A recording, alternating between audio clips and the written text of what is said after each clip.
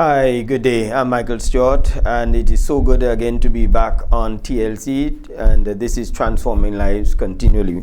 I want to really wish everybody all the best for the whole of 2020. It's going to be a great year, and it is going to be a great year because you plan to make it a great year. Whatever it is you plan to make this year, that is what the year is going to deliver to you.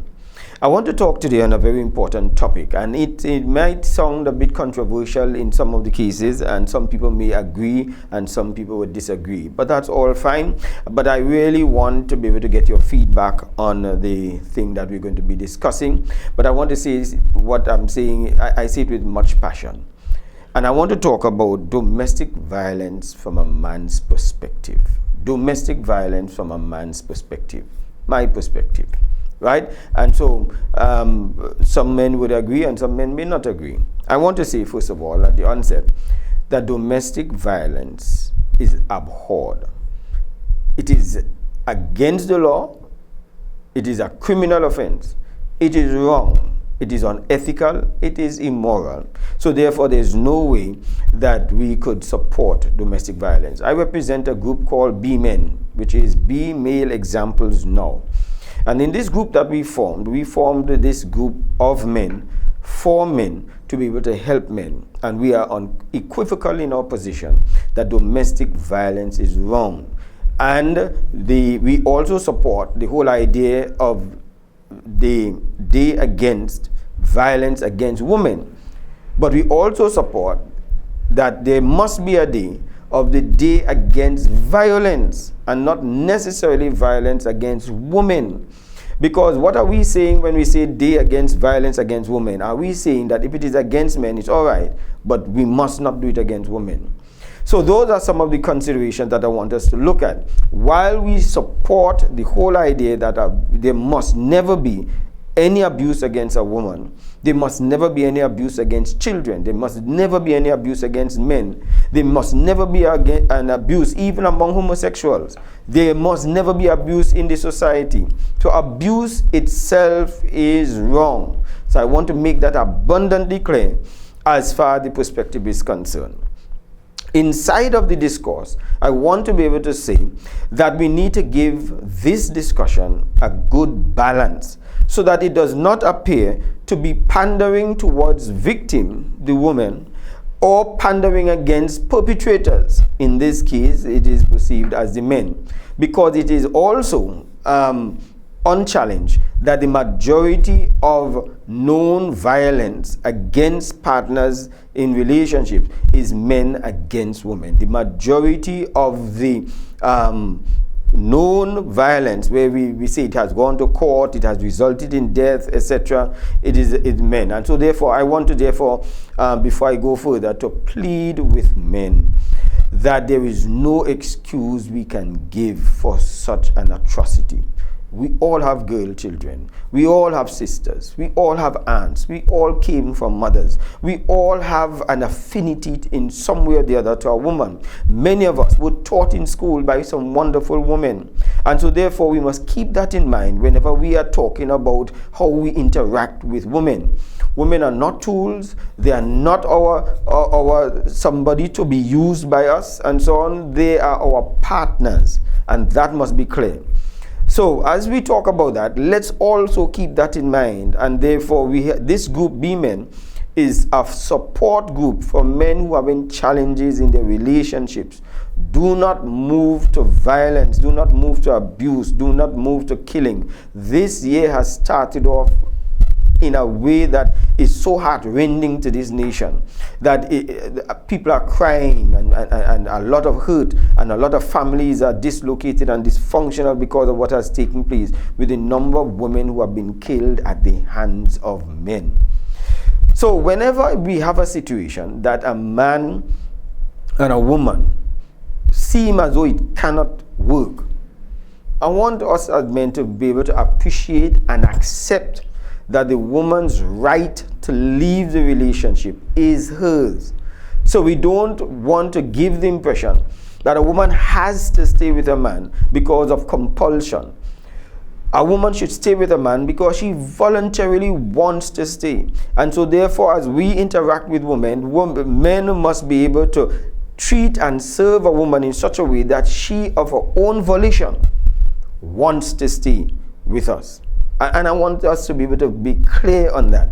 There's no two views on that issue as far as my perspective and the group that I represent, be men. There's no two issue about that. She wants to leave. She should be allowed to leave. She is not owned by us. She's not our possession. So allow her to leave.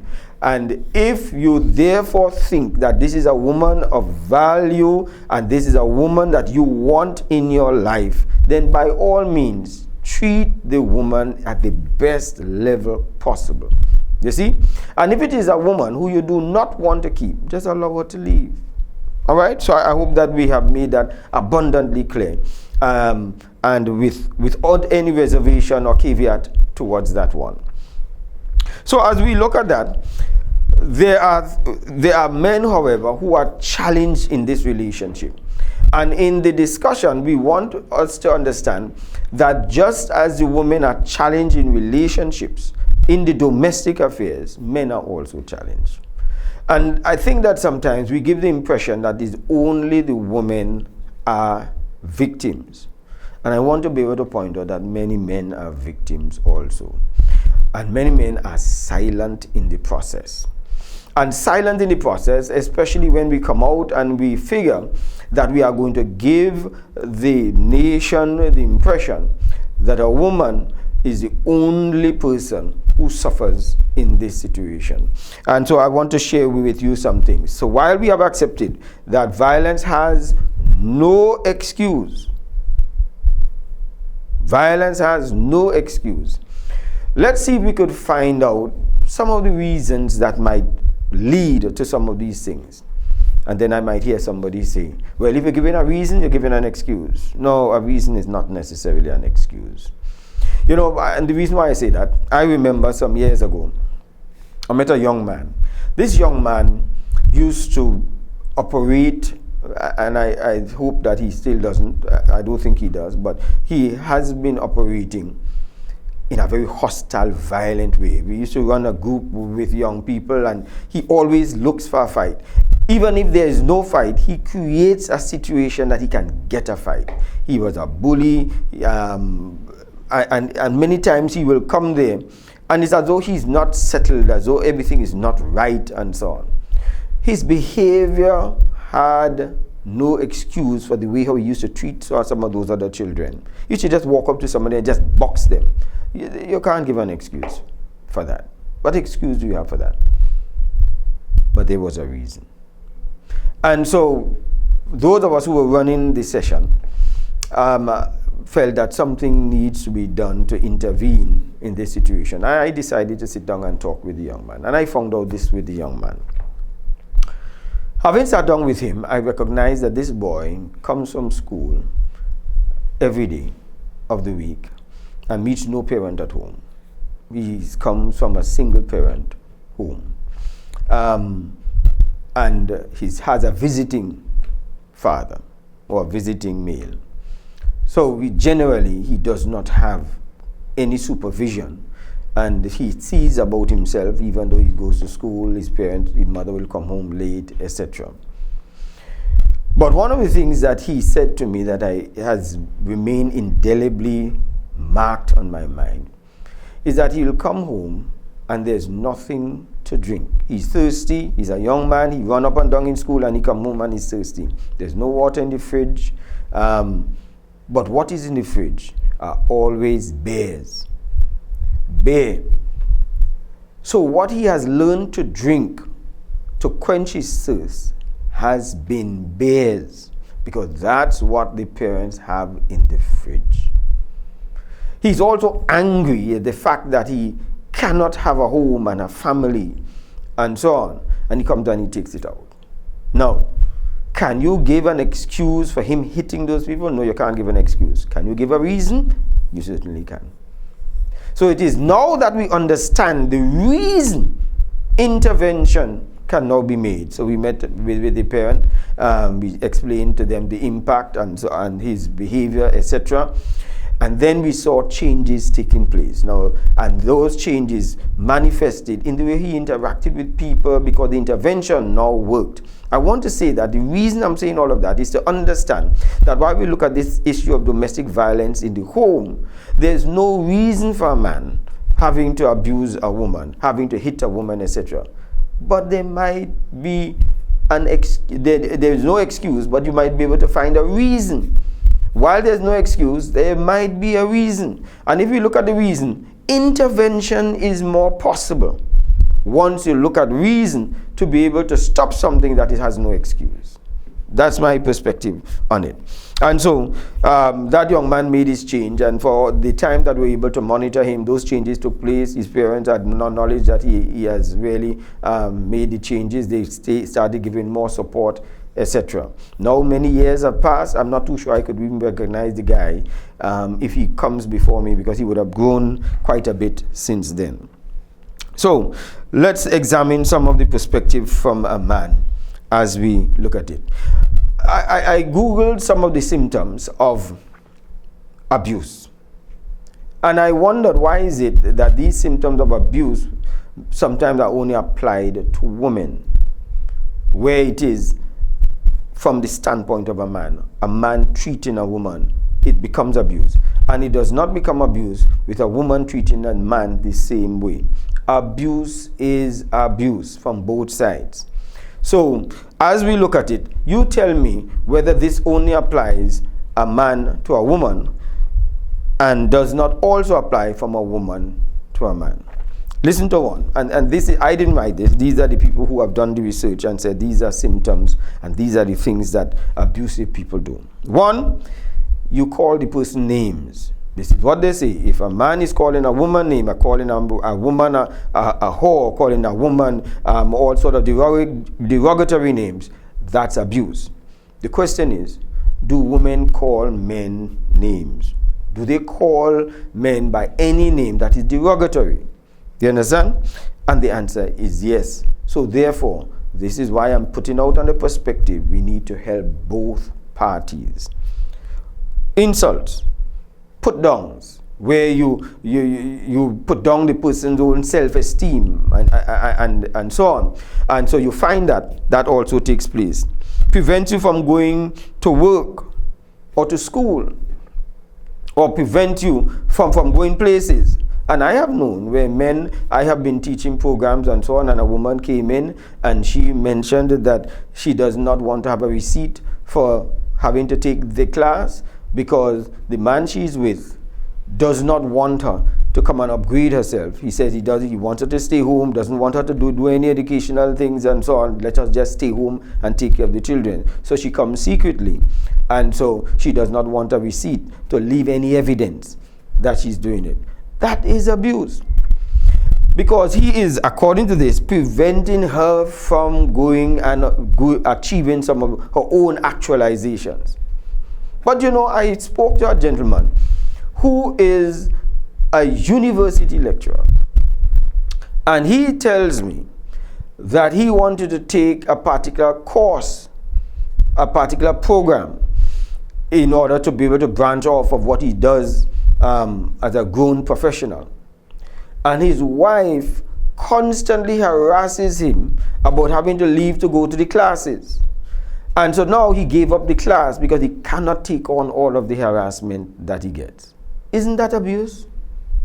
I should say think so. It is the same preventing a person going out and achieve and getting their own potentials accomplished. So let's continue. Symptoms and signs of abuse. Stops you from seeing family members and friends. Oh yes. So the man stops the woman from going by her parents and going and visit her sisters. Doesn't like her talking on the phone. That's abuse, because you're cutting her off from a support system. But when a woman stops a man from connecting with his friends, his co-workers, his own family, and his own mother, because she doesn't like the fact that the mother is still so connected to her husband or her boyfriend, isn't that also abuse? I'm just trying to give this whole domestic violence a balance from a man's perspective. Let's go to another one that is said, and these are not things that I came up with. These are things that said these are the symptoms of abuse. tries to control how you spend money. Yes. So therefore, he dictates to her how she should spend her own money or the money he gives her. Is that abuse? Financial abuse it is. Yeah.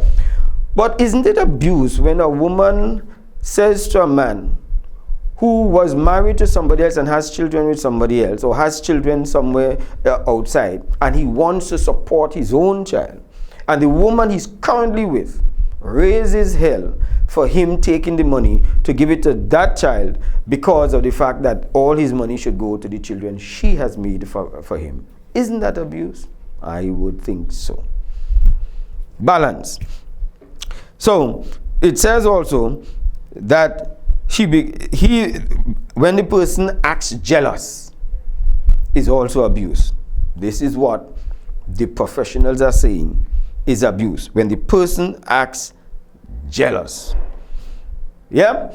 So whenever a man feel he has to stop a woman from talking to a man because of the fact that he feels that the man likes her, or she might like the man, and so on, that's abuse, because he is interfering with her interaction, and in some cases unduly, because she must have friends, she must have acquaintances, she must have co-workers and so on. He doesn't want her to go to anywhere where the office is going except he is going, etc. Yes, so that is stifling the growth of the relationship, the growth of our own social circle. That's abuse. So what is it also, if that is abuse, what is it we call it when the woman, in the case of her man, when she herself acts jealous? Yeah? And I recall one case in point where a student who's studying, his girlfriend passed to visit, and he's saying, she's there, the door knocks, he opens the door, and then she comes out there and raises hell because the person who is at the door is another woman. Now, she carries on and makes a lot of noise, and had the other persons in the apartments next door coming out to see what is going on. The young man is saying, he's a student. He did not go to class the day for one reason or the other. I think he was not feeling well. This is how she ended up visiting him, because he was not feeling well. So she came across, his girlfriend came to visit him because he wasn't feeling well. But the teacher said, in as much as this student is absent and any other student is absent, all the students who live close or in connection with these students, please give them the notes. This student, who happens to be a girl, lives close to where this guy lives, and all she did was to drop off the notes that the teacher has asked all students to share with those who are absent. Wasn't that abuse? That's also abuse. Yes? So I'm just talking about, for those who have just joined us, domestic abuse from a man's perspective. And I want to repeat, we from our group called Be Men, Be Male Examples Now, our group do not support violence. And that includes a man abusing a woman, whether it's verbally, financially, or physically. But we also say we do not support violence across the board to anybody, to society, to children, to parents, nothing. Right? And until we start dealing with it from that perspective, we are just going to be dealing with things in pockets. Because after you've dealt with it from the standpoint of only women, and men feel disenfranchised and men feel marginalized, you're going to find that men going to react to that. And if you deal with it only from the man's standpoint, after you have dealt with that and the women start to say, well, the focus is now on men, they are going to react. And so we're just going to be bouncing it back and forth. So therefore, let's recognize we've got to deal with it holistically across the board. So I'm looking at the symptoms of abuse. But another symptom of abuse, they said, is when they threaten with violence or a weapon. Right? If you're threatening somebody with violence or a weapon, I'm going to hit you if you do so. I will get. And men have been threatening women for too long. Men have been telling women things and making them feel as though they are mentally assaulted. And they are scared to be able to do anything that the man does not like or to upset him. So that is abuse. Clearly it is abuse, because the threat of violence or using of a weapon, taking of a cutlass and promising to plunder somebody, or you're using a gun or anything that makes the woman feel you're going to use it to hit her, it is abuse. But women abuse men too, because women also pull weapons on men, kitchen utensils and knives, etc., against men in order to keep them in check. And I'm giving you all examples because I have had so many examples, because I talk to the men and I talk to women, and I have clear understanding of some of the challenges that they experience. And so one man is telling me that his lady friend blocked him when he was coming out of the shower, because when he's coming out of the shower, she was angry about something or the other and pulled a knife. He had to lock himself in the shower in order to avoid any altercation coming out of that. And she waited out there and so on, and he had to sit inside of there and outwait her. You see, isn't that abuse? I suspect it is. Same threatened with violence and a weapon. So, some may say, well, it's more incidents of men against women. That may be so. Yes. I'm not going to challenge that, because that appears to be the facts. I'm saying we have to move to solution mode. Let's deal with both sides. So, another symptom of abuse, when he hits, kicks, shoves, chokes her, etc., then that is abuse. So I recall a military man saying that his wife would tear his clothes, cuff him, kicking. And while she's doing that, she's telling him, "You dare not hit me." Why? Because he's a military man. And if he's found in a situation of abuse, he loses his job. And she reminds him of that. So she kicks and hits him and challenges him, dares him, "Hit me now. Hit me now, see if I don't go and report you." And he's there taking abuse from this woman to secure his job. That is also abuse. Abuse from a man's perspective. So, and you can go on and on with so many other things. And that's why we were saying that let's bring this thing to an end and let's help both sides. There are things taking place with women, there are things taking place with men. We've got to help both men and women in order to resolve this. It cannot be for women only, and it cannot be for men only. It cannot be only for the schools. It has got to be for teachers, because teachers abuse students.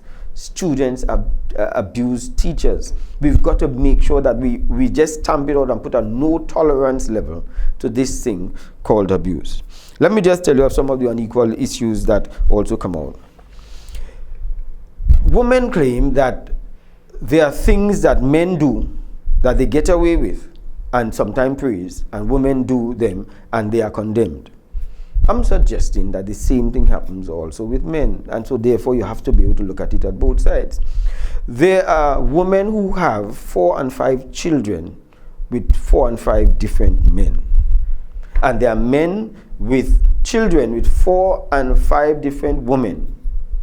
The man is called, in this case, he is called a deadbeat dad, and he's called a womanizer. Okay. What is the woman called? The woman is called a poor single mother. You see? So just as they say that, men get away with things, men can have plenty of women, and then men are glorified with plenty of women, and as soon as a woman has plenty of men, she's called a whore. It happens on both sides. So therefore it has to be across the board that we have to condemn the behaviors of both sides. Let me just give you probably one more. We talk about boys and men who have the pants on the waist, drop down pants, we call them. Yeah? Drop down pants doesn't look good, I admit. And I also say, I tell my children, I don't want to see them with no drop down pants. The least you could do as a young man, if you know you can't build a skyscraper, the least you could do is pull your pants up. Yes? And that's something that I feel that should not happen. But men do that. And so it is condemned. But don't women have drop down blouse? Where the same way how he exposes his parts by his pants going too low, don't we have women with their blouse going too low? And here's what we say on the woman's side. She should be able to dress as she likes. I heard one entertainer say that a woman should be able to dress anyhow as she likes without having to be condemned. But yet we talk about men. They must pull their pants up. And I'm saying it has to go across the board. So I hope that at least today, I know that it might have some backlash for today, but I really feel passionate about this. Unequivocal and unrepentant on the position that we've got to help both men and women in this fight against domestic violence across the board. I'm Michael Stewart, and this is TLC, Transforming Lives Continually. I hope that I get to hear from you. Give me a call, 480-0080, or write me a message on my email, michaelatstewarttlc@gmail.com. Until next time now, have yourself a wonderful time.